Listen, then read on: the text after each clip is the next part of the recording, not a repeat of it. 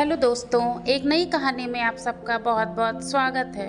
सुमन, जल्दी से खाना बना दो, बहुत जोरों की भूख लगी है। अभी अभी दफ्तर से घर लौटी सुमन को देखते ही हाल में लगे सोफे पर लेटे उसके पति रंजीत ने लगभग 2 वर्ष की बिटिया के साथ कार्टून चैनल देखते हुए मनुहार किया। दफ्तर का बैग वहीं टेबल पर रख अपने कमरे में जाकर झटपट कपड़े बदल वॉशरूम की ओर जाती सुमन को अपने कमरे के बिस्तर पर बैठी उसकी सासू माँ ने वहीं से टोका, वॉशरूम में 2-4 कपड़े पड़े होंगे, उन्हें धो लेना। जी माँ जी।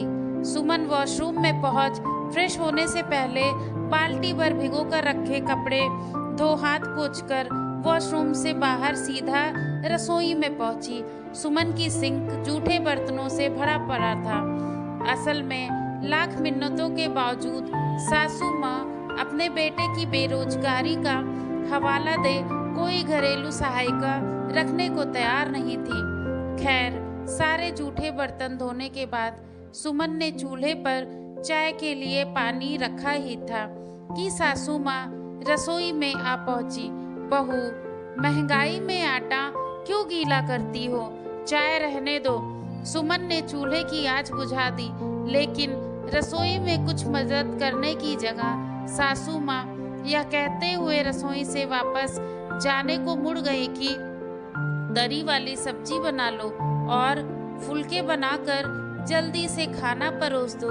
अपनी बच्ची की अच्छी परवरिश के मोह में मौन रहकर घर बाहर दोनों संभालती सुमन को पल पल कटते उस पेड़ की तरह महसूस करने लगी जिसकी लकड़ी की कीमत लोग उसकी छांव से कहीं ज्यादा लगाते हैं। रसोई में रोटियां बेलती सुमन ने आज अपने घर वालों से इस विषय में बात करने की ठान ली, लेकिन बात शुरू करे तो कैसे, यह सोचते हुए सुमन को एक तरकीब सूझी। एक सहकारी बैंक में क्लर्क सुमन ने अपनी सास और पति को खाना परोसने के बाद अपनी बच्ची छुटकी को गोद में उठा अपने पति की ओर देखा। आज हेड ऑफिस से ट्रांसफर लेटर आया है, मेरा तबादला सतारा हो गया है। सतारा यहाँ से 150 किलोमीटर दूर। उसके पति के हाथ का कौर हाथ में और मुंह का निवाला मुंह में ही रह गया। हाँ, लेकिन घबराने की कोई बात नहीं है, मेरी दीदी वहीं रहती है, मैं वहाँ उनके साथ ही रह लूँगी। सुमन ने अपने पति को निश्चिंत करना चाहा, लेकिन छुटकी तुम्हारे बिना कैसे रहेगी, उसके पति ने चिंता जताई।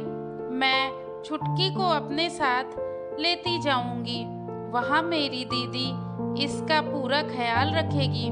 लेकिन बहू, तुम्हारे बिना इस घर को कौन संभालेगा? सुमन की सास भोजन की थाली एक ओर रखकर चिंतित हो उठी। माँ जी, मुझे प्रमोशन भी तो मिल रहा है, यहाँ घर के काम के लिए एक सहायक रख लीजिएगा। लेकिन कब तक बहू? यही कोई 2-3 साल तक, फिर मेरा वहाँ से ट्रांसफर हो जाएगा। लेकिन 3 साल के बाद ट्रांसफर यही होगा, यह जरूरी तो नहीं। सुमन की सास की चिंता जस की तस बनी रही। हाँ, यह बात तो है माँ जी, लेकिन हमारे घर में पैसों की जरूरत है। एक गिलास पानी भी खुद को उठाकर न पीने वाले सुमन के पति को तो सुमन की बात सुनकर मानो जैसे काट मार गया था। लेकिन सुमन की सास ने बहू से मनुहार किया, बहू, कुछ दिनों में रंजीत को भी कहीं ना कहीं नौकरी मिल ही जाएगी, तुम ट्रांसफर मत लो। लेकिन माँ जी, मुझे घर बाहर दोनों का मिलाकर इतना काम नहीं हो पाता, मैं थक जाती हूँ। सुमन असल मुद्दे पर आई, लेकिन सास ने आगे बढ़कर उसका हाथ थाम लिया। मैं हूँ ना बहू, घर के लिए हर काम में मैं तुम्हारी मदद किया करूँगी। नहीं माँ जी, आपसे नहीं हो पाएगा।